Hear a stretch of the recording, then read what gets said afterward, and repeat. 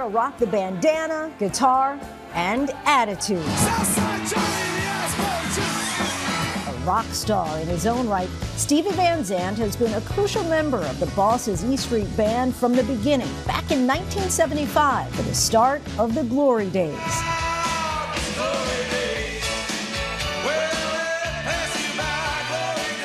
From the world's biggest rock stages to one of television's most iconic crime families. Just when I thought I was out, they pulled me back in. Steve Van Zandt has spent decades proving that true artistry knows no limits. The guitar-shredding musician rose to global stardom as the right-hand man to the legendary Bruce Springsteen, playing alongside him for some of his biggest hits, like Dancing in the Dark and Born in the USA. While he's known for his trademark scarves, Van Zandt actually wears a number of hats as a producer, activist, and who could forget? Silvio Manfred Dante.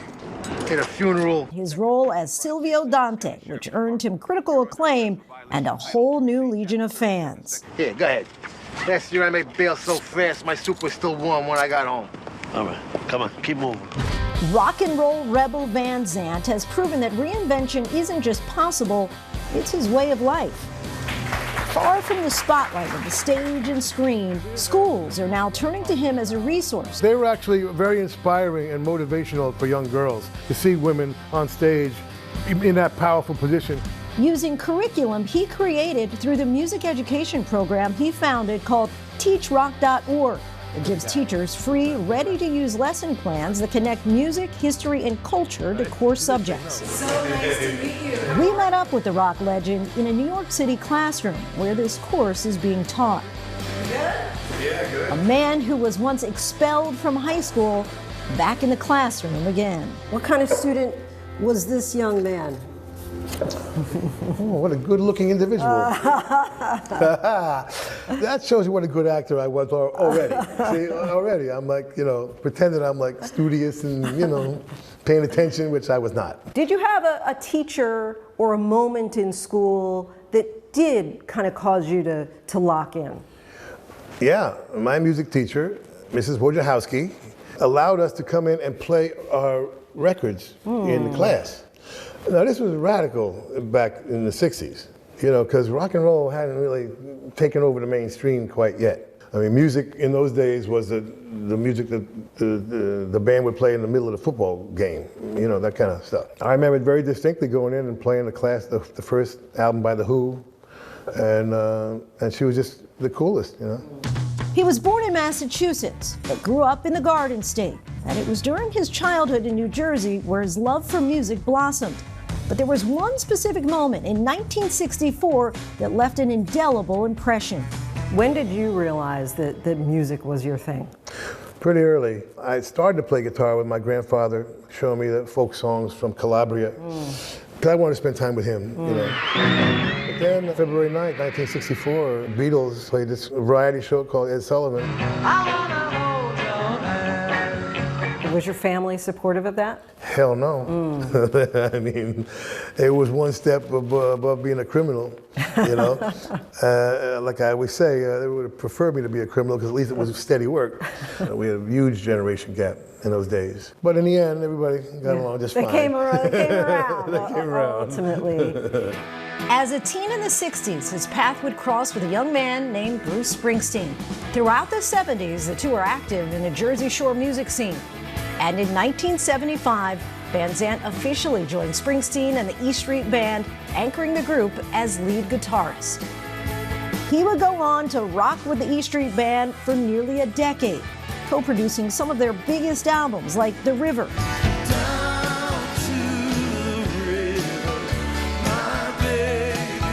and Born in the USA. In 1982, Van Zandt married his wife Maureen, his best man, Springsteen. But at the height of the band's success in 1984, Van Zandt left the band.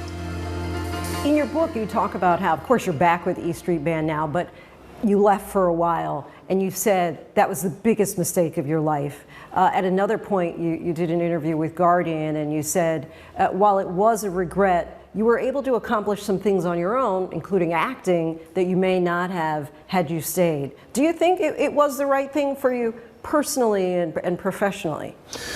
I carried that weight for many decades, feeling like it was the biggest mistake in my life. And then I wrote my book, and I've never looked back, really, you know. So the book forces you to look back and analyze your life, which I'd never done. And upon analysis, I realized, wait a minute, everything I've accomplished after I left the band, you know. Now, in my fantasies, I'm thinking, I wonder if I could have done that stuff and still stayed in the band, you know. Obviously, it would have been the ideal life, right? And when you really examine it, you realize that's not true. It's just impossible. There wouldn't have been no Sopranos or Lilyhammer or solo records or, you know, maybe not even this education curriculum. I don't know. You know, I don't know where I would have been exactly, but I would have continued producing Bruce Springsteen and maybe a few others, and who knows where it went from there. But most of what I've accomplished would not have happened. So I thought it was the biggest mistake in my life, but now looking back on it, obviously I think it was just destiny, you know, speaking, you know. This is what you're going to do now. He continued his solo career as Little Steven and the Disciples of Soul.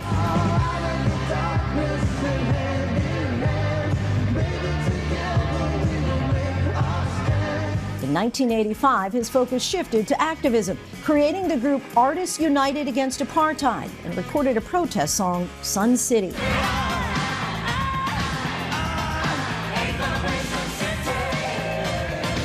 Van Zandt later rejoined Bruce Springsteen and the E Street Band in 1999, the same year he made his acting debut. How did that come about? Because at the time, you hadn't acted at all. No, it was just from doing the Rock and Roll Hall of Fame induction ceremony. I did a little bit of a little comedy introduction to the Rascals, and David Chase happened to be watching. Speaking of destiny, they tracked me down like Sherlock Holmes, because I didn't have a publicist, I didn't have a record company, nothing. And they found me, and David Chase called and said, you want to be in my new TV show? I said, no, not really. You know, I'm not an actor. Isn't that like a prerequisite for this kind of thing, you know? And he says, no, you're an actor, you just don't know it yet. But you ended up loving it? I absolutely loved it. What a gift. What a gift to be handed a whole new craft, you know? The greatest acting class in the world, you know. As I've said before, you do a scene with Jimmy Gandolfini, you're going to walk away a better actor. The Sopranos became a cultural phenomenon. Paulie, you requested a sit down. He heard you out.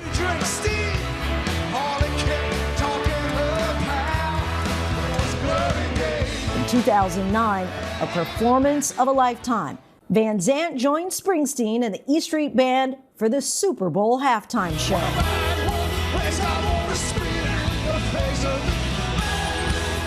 In 2014, he was inducted into the Rock and Roll Hall of Fame with the E Street Band. All the while, Van Zandt was hosting his own radio show, Underground Garage, on Sirius XM. Our fearless leader, Little Steven! Because of the radio network, I have to listen to every rock and roll record that comes out. So we have introduced over 1,000 new bands in the last 20 years on the Underground Garage.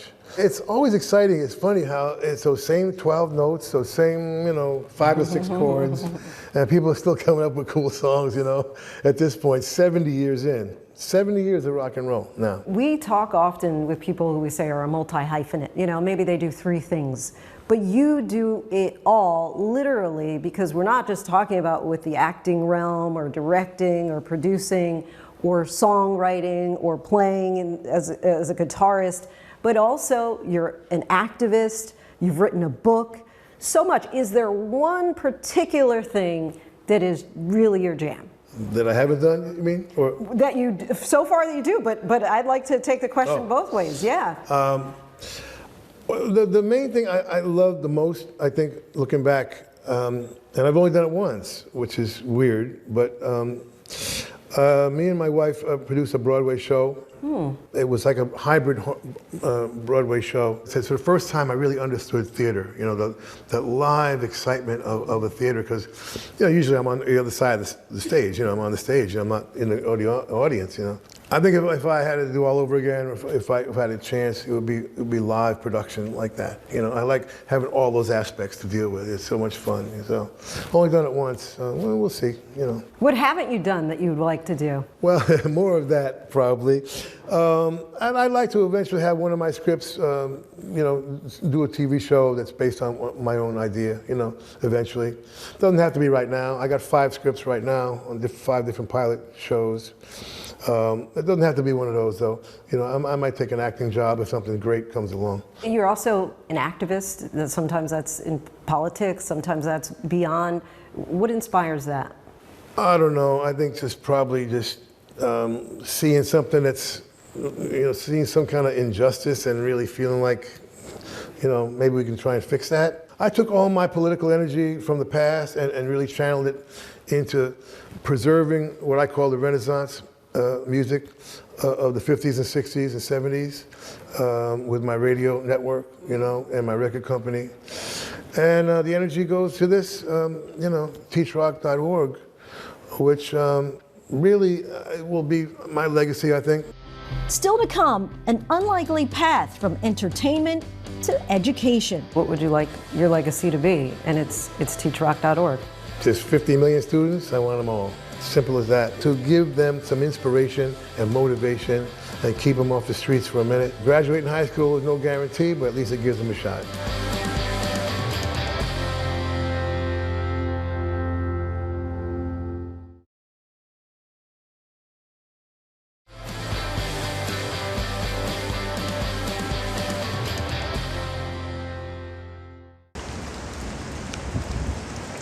It is a tremendous pleasure for me to introduce Stevie Van Zandt, Rock and Roll Hall of Famer, creator of Teach Rock. Please welcome Stevie. Good to see you, man. Good to see you, man. Good to see you, too. Thank you so much for being here. Steve Van Zandt, commanding the classroom like it's a stage. We're hoping this class is, you know, fun, and that's the main idea, you know. To be that one class you look forward to coming to see. What happens when you walk into a classroom in a school like this? How do the kids react? Well, most of the time, they don't know who I am, you know. I mean, so, you know, the teacher may have prepared them a little bit and say, you know, Oh, this guy, you know, plays the guitar. yeah, you know, some shows. he's a rock and roll guy, and that's it, you know. And so they're kind of cool with that. I'll participate in the class or answer questions if they want, whatever's comfortable for everybody, you know. Sometimes I just observe. On this day, Van Zandt sits among the class of high school seniors, a rock and roll legend who helped develop this curriculum. We are going to be talking about something that we began talking about earlier this week, which is changing gender roles after World War II. And we're going to be talking about the girl groups of the early 1960s, and then we're going to be talking about this amazing woman, Aretha Franklin. TeachRock.org is an initiative conceived after he was told the No Child Left Behind Act was causing schools to cut arts classes.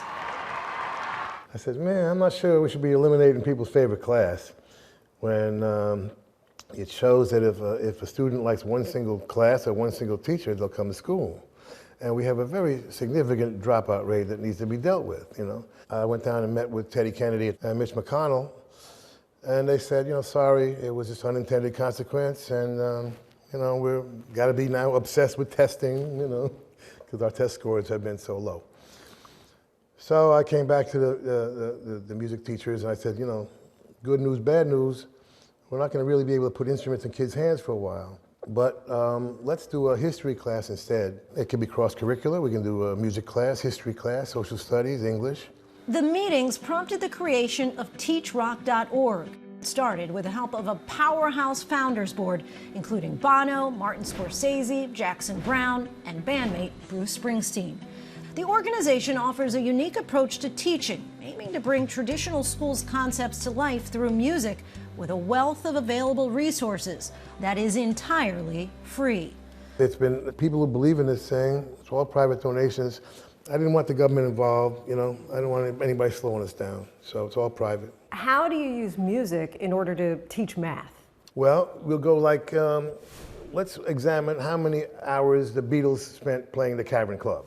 You know, what was the budget for the last Jackson Browne tour, you know? Or science might be, you know, let's examine the Grateful Dead's PA system. We'll connect Kendrick Lamar, for instance, with Marvin Gaye, you know, to the civil rights movement. See how that is connected. Connecting the dots. You know, that's what it's all about. TeachRock.org says it has registered more than 80,000 teachers across 30,000 schools in all 50 states and even other countries.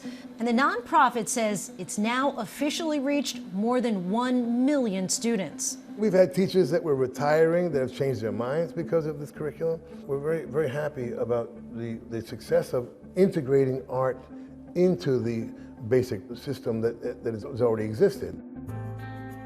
Let's take like maybe 2 minutes or so to look back over the lyrics before you start talking about these songs. High school history teacher Ben Wides was among the first educators to try it out. That's a real theme in the girl group, that these girls are dependent on the men, whereas here she's like, I'm independent, I got money, I'm Aretha Franklin. Now, this teacher of 27 years has used a TeachRock.org curriculum in his classroom for a decade. The idea of sort of building not just 1 or 2 lessons here or there, but building a whole curriculum around this sort of skeleton, this through line of the history of popular music, that was new. Like, and that was kind of like a, you know, brain exploding moment. Using this curriculum has really revolutionized my classroom. It's really revolutionized my teaching. It's rock and roll. It's supposed to be loud. While the method might be revolutionary, White says the actual work and critical thinking that one would expect in a high-level class has not changed. I think that the goal of a good history class is to get students making deep connections about history, to think critically about history, to understand specific historical events so they can understand how those events then led to other events, and make connections sort of across that history. Teaching about music and teaching about the history of music, you're really asking students to do the same kind of rigorous intellectual work that you want students to do when they're learning about history. For some of Wide's students, school feels less like homework and more like a backstage pass.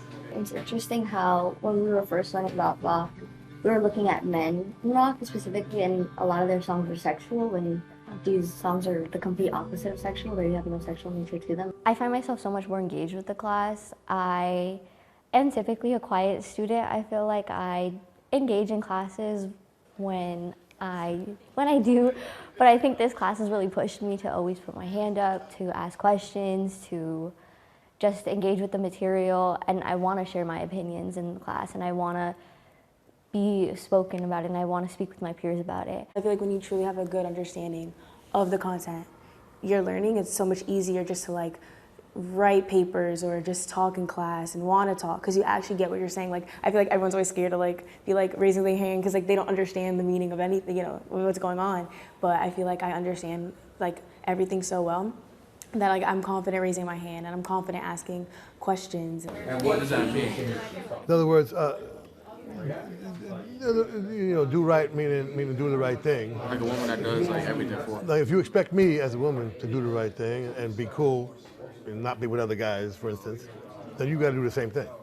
In this class, everyone gets to be part of the band. She did say no. Stop bothering me because my boyfriend's coming back. This class playlist just got an upgrade, courtesy of Little Steven.